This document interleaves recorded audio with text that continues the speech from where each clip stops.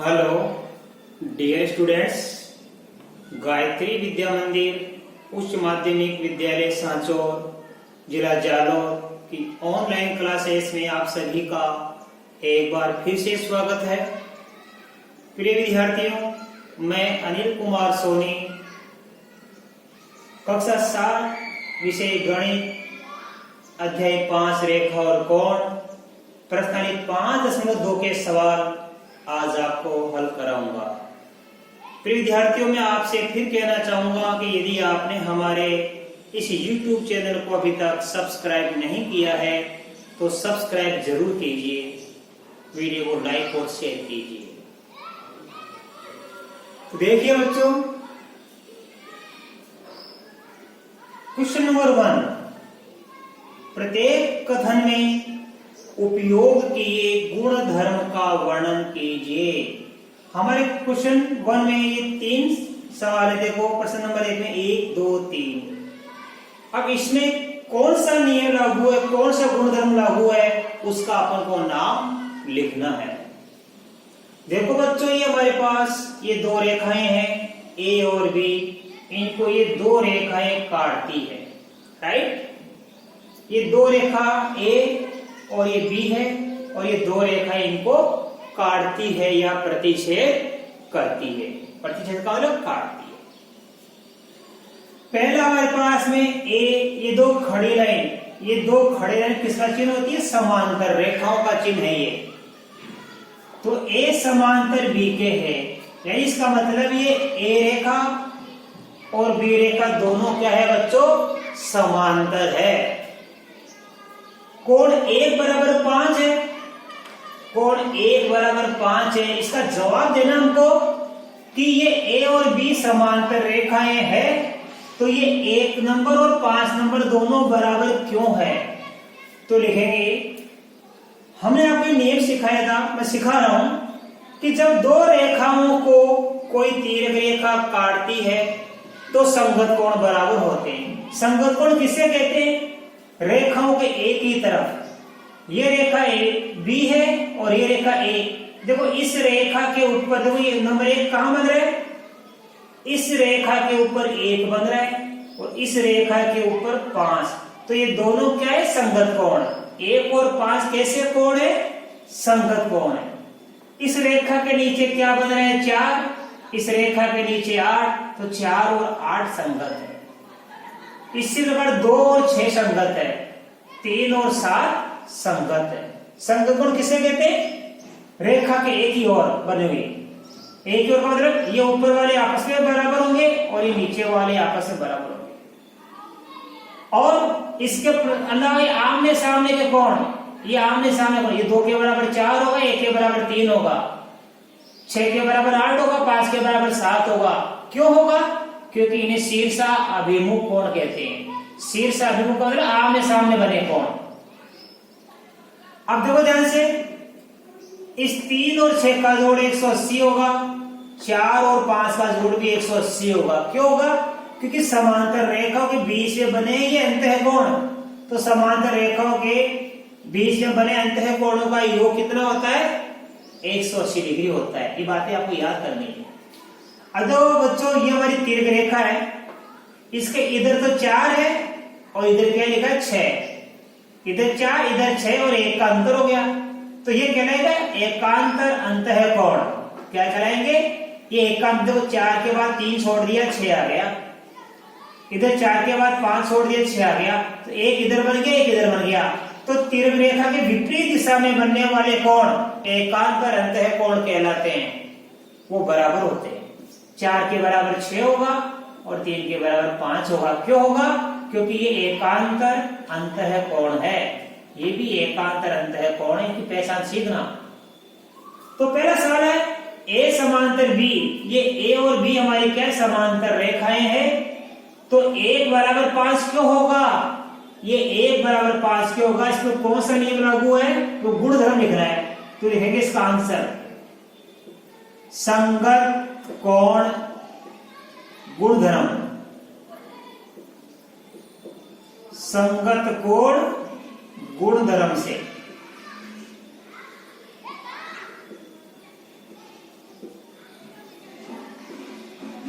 तो बच्चों ये 1 और 5 बराबर क्यों है? क्योंकि यहाँ कौन सा गुणधर्म लागू हो गया? ये दोनों संगत कोण है, तो संगत कोण गुणधर्म से ये दोनों बराबर है। अब देखो बच्चों दूसरा क्या है, 4 बराबर 6 है, ये 4 और 6 क्या है? बराबर है, तो ए समांतर बी होगा। ये ए और बी समांतर क्यों होगा? क्योंकि 4 और 6 बराबर है। 4 और 6 कैसे कोण है? एकांतर अंतःकोण। अभी मैंने आपको सिखाया, ये तिर्यक रेखा कहलाती है। जब दो रेखा को कोई रेखा काटती है ना, तो ये काटने वाली रेखा तिर्यक रेखा कहलाती है। और यहाँ वाले कोण कहलाते हैं एकांतर अंतःकोण। यहाँ वाला और यहाँ वाला आपस में कहलाता है एकांतर अंतःकोण। तो हमारा सवाल यही है कि ये 4 यदि 6 के बराबर है तो ए समांतर बी क्यों है? ए और बी समांतर क्यों है? क्योंकि 4 और 6 बराबर है। और ये कैसे कोण है? ये 4 और 6 एकांतर अंतःकोण है। तो नियम कौन सा लागू हो गया? एकांतर अंतःकोण गुणधर्म से, राइट। एकांतर अंतःकोण गुणधर्म क्या होता है कि जब दो रेखाओं को कोई तिर्यक रेखा काटती है तो विपरीत दिशा में बनने वाले ये कोण बराबर होते हैं, ये एकांतर अंतःकोण कहलाते हैं। अब देखो मतलब थर्ड नंबर क्या है? कोण 4 + 5 दोनों का योगफल कितना है? 180। ये 4 और 5 दोनों का योग कितना है? 180 इन दोनों का। तो ए समांतर बी, तो ए और बी क्या कहलाएगी? समांतर रेखा कहलाएगी। बताओ ये ए और बी समांतर रेखा क्यों कहलाएगी? इन दोनों का योग कितना हो रहा है? 180। और ये दोनों कैसे कोण है? ये दोनों अंतःकोण युग्म है। यानी देखो ये दोनों समांतर रेखा है, इसके बीच में क्या बन गया? ये इन दोनों के अंदर, इस रेखा और इस रेखा के अंदर 4 और 5 बन गए, ऐसे बने। तो तिर्यक रेखा के एक ही ओर बनने वाले कोण, तो लिखेंगे नियम कौन सा लागू हो गया? तिर्यक रेखा के एक ही ओर बने अंतःकोण युग्म बराबर कितना होता है? 180 डिग्री से ए समांतर क्या हुआ? बी। तो ये दोनों का योगफल 180 डिग्री, तो कैसे कोण है ये तिर्यक रेखा के एक ही ओर बने अंतःकोण है। और तिर्यक रेखा के एक ही ओर बने अंतःकोण युग्म यदि 180 डिग्री हो जाता है तो ये रेखाएं क्या कहलाती है? समांतर रेखाएं कहलाती है। ठीक है। अब देखो बच्चों, आप सवाल नंबर 2, इसमें लिखा है निम्नलिखित की पहचान कीजिए। हमारे पास में एक आकृति है बच्चों, ठीक है। ये ए और बी दोनों कैसी रेखाएं हैं? समांतर रेखाएं। समांतर रेखाएं किसे कहते हैं? जिनकी बीच की दूरी, लंबवत दूरी समान होती है। ये दूरी क्या है? समान, बिल्कुल समान ना की, और आगे बढ़ाने पर नहीं मिलती है। जैसे रेल की पटरी होती है ना, जिस पर रेल चलती है, रेल के पहिए चलते हैं। और समांतर रेखा को जब कोई ये तिर्यक रेखा काटती है तो 3 प्रकार के कोण बनते हैं। एक तो बनते हैं संगत कोण, जैसे ये 4 6 8 के बराबर, ये 3 7 के बराबर, 1 5 के बराबर और 2 6 के बराबर। एक बनते एकांतर अंतःकोण। एकांतर अंतःकोण क्या होते हैं? इन समांतर रेखाओं को तिर्यक रेखा काटती है तो इस तिर्यक रेखा के विपरीत दिशा, एक इधर और एक इधर बनने वाले कोण 3 और 5 बराबर है, 2 और 8 का मान बराबर है। तो 3 5 के बराबर, 2 8 के बराबर क्यों है? क्योंकि ये एकांतर अंतःकोण कहलाते हैं। तो संगत कोण हो गए, एकांतर अंतःकोण हो गए। तीसरा बनता है शीर्ष अभिमुख कोण, यानी ये आमने सामने के कोण बराबर होंगे। इधर ये आमने सामने के बराबर होंगे, इधर ये आमने सामने के, इधर ये आमने सामने के बराबर होंगे। इन्हें कहते हैं शीर्ष अभिमुख कोण। अब हमें पहचान करनी है संगत कोण युग्म कोण कौन सा है। तो अभी क्या बताया कि समांतर रेखा को जब तिर्यक रेखा काटती है तो तिर्यक रेखा और समांतर रेखा दोनों के एक ही तरफ बनने वाले कोण। देखो तीर रेखा इधर कौन से कोण बन गए, 4 3 8 7, और तीर रेखा उधर कौन से बन गए, 1 2 5 6। ठीक है, दो साइड हो गई, एक इधर एक उधर। अब इधर वाले में ऊपर वाले आपस में बराबर होते हैं और नीचे वाले आपस में बराबर, उधर वाले में ऊपर वाले आपस में बराबर होते हैं और नीचे वाले आपस में बराबर। तो देखो संगत कोण युग्म क्या हो गया, 4 व 8, कोण 4 व कोण 8, कोण 3 और कोण 7, कोण 3 व कोण 7। उधर कौन सा हो गया, 1 व 5, कोण 1 व कोण 5। इधर कौन सा हो गया बच्चों, 2 और 6, क्योंकि नीचे वाले इसके नीचे 2 रेखा के, इसके 6, कोण 2 व कोण 6। तो ये युग्म कैसे है, संगत कोण युग्म है। इन दोनों का मान बराबर, इन दोनों का मान बराबर, इन दोनों का मान बराबर, इन दोनों का मान बराबर, ये संगत कोण युग्म है। अंतः एकांतर कोण युग्म है। अब देखो इन चारों में से हम छाटेंगे एकांतर अंतर, अंतर अंदर इन समांतर रेखाओं के बीच में कौन कौन से एकांतर अंतर कोण है। तो मैंने क्या कहा, एकांतर अंतर कोण कैसे होते हैं, इस तिर्यक रेखा की विपरीत दिशा में, 3 इधर है 5 इधर, 2 इधर है 8 इधर, तो 3 व 5, 3 व 5, और कौन सा है 2 व 8, 2 व 8, राइट। अब देखिए बच्चों, हमको छाटना है तिर्यक छेदी रेखा के एक और बने अंतः कोण युग्म। ये हमारी तिर्यक छेदी रेखा है, इधर तो बन गया 3 और 8 अंदर, तो लिखेंगे कोण 3 व कोण 8 कैसे कोण है, अंतः कोण युग्म है ये दोनों। ये भी अंतः कोण युग्म, इधर वाले 3 8, उधर वाले 2 5, कोण 2 व कोण 5।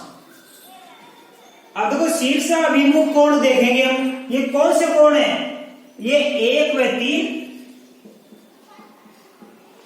शीर्ष अभिमुख,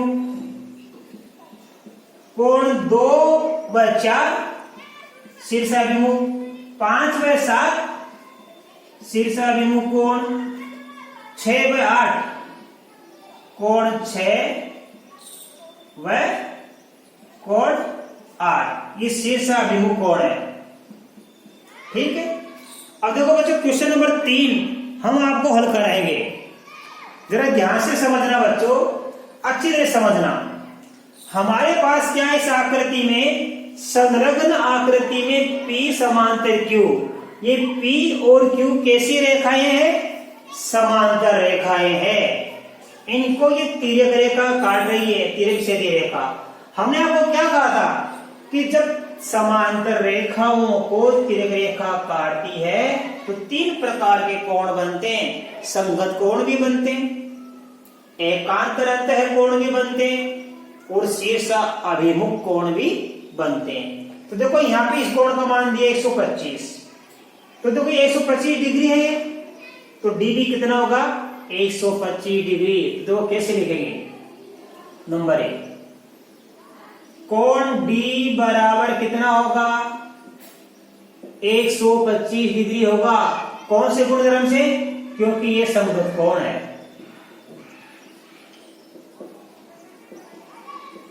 देखो ये समांतर रेखा है और ये तिर्यक रेखा है, इस समांतर रेखा के ऊपर क्या बन गया D, इस समांतर रेखा के ऊपर बन गया 125, तो ये ऊपर वाले आपस में बराबर होते हैं और इस रेखा के नीचे 1, इस रेखा के नीचे C, तो C और 1 आपस में बराबर होते हैं। तो 125 D के संगत है और 1 C के संगत है। तो सबसे पहले हमने क्या ज्ञात कर लिया, यहाँ पे बच्चों ध्यान देना, D बराबर 125, 125 किसका मान होगा, D का, क्यों होगा, संगत कोण है, ये एक तो हमने ज्ञात कर लिया, राइट। अब देखो नंबर 2, अच्छी तरह समझना बच्चों, ये हमारी क्या बच्चों, एक सरल रेखा है, ठीक है। अब देखो ये हमारे पास ये एक है, ये एक रेखा ये रही, एक रेखा ये रही, तो ये दोनों कैसे कोण करेंगे, शीर्ष अभिमुख कोण। अब लिखेंगे E बराबर 1, E बराबर 1 क्यों होगा, शीर्ष अभिमुख कोण है बच्चों, शीर्षाभिमुख कोण है। हाँ बच्चों ध्यान देना, पहले अपन ये नहीं करेंगे, ये तो बाद में करेंगे यार, अच्छे से सीखना। पहले अपन ये करेंगे यार,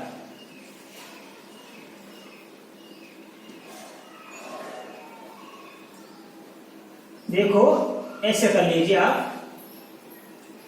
हाँ अब D और B बराबर होंगे तो ध्यान देना, D बराबर क्या होगा B, अच्छे से सीखना। D बराबर B क्यों होगा, ये शीर्षाभिमुख कोण है।